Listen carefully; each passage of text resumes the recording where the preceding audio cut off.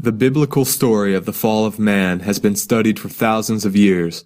Many scholars have concluded that the serpent was culpable for Adam and Eve's transgression. Without the serpent's persuasion, Adam and Eve might never have tasted the forbidden fruit. However, others maintain that Eve is responsible for man's fall. Not only was she too weak to resist temptation, but she also caused the downfall of Adam. Shakespeare seems to agree with this interpretation. In the tragedy of Macbeth, he cleverly portrays Lady Macbeth as an Eve who leads Macbeth into damnation. Lady Macbeth first arrives on stage alone and proceeds to give a chilling soliloquy.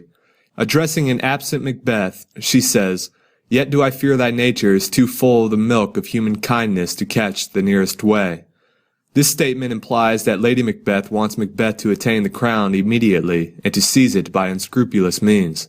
Still within the same soliloquy, she entreats Macbeth, "Hie thee hither, that I may pour my spirits in thine ear, and chastise with the valor of my tongue all that impedes thee from the golden round." The imagery of Lady Macbeth pouring her spirits into Macbeth's ear evokes the scene of the serpent whispering in Eve's ear. The word tongue emphasizes the image of a serpent flicking its tongue into Macbeth's ear. Thus, Shakespeare depicts Lady Macbeth as both the serpent and Eve, eliminating the possibility of transferring the blame from Lady Macbeth to a serpent which tempts her. When Lady Macbeth asks Macbeth when King Duncan will leave their castle, he replies, "Tomorrow, as he purposes." She assures him, "Oh, never shall sun that morrow see." From this interchange, Macbeth clearly did not plan to murder Duncan, at least not that very night.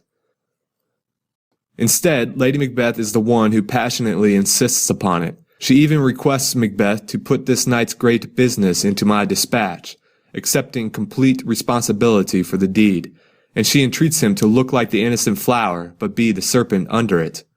Using this simile, Shakespeare again alludes to the biblical serpent. Alas for Macbeth, he cannot penetrate his wife's beauty to perceive the wickedness that slithers underneath. Later that night, while Duncan is eating dinner, the Macbeths discuss their plan to murder him. Macbeth asserts that we will proceed no further in this business.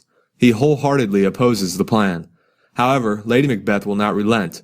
She first ridicules Macbeth's womanish fear, and then describes to him how she will drug Duncan's guards, after which, what cannot you and I perform upon the unguarded Duncan?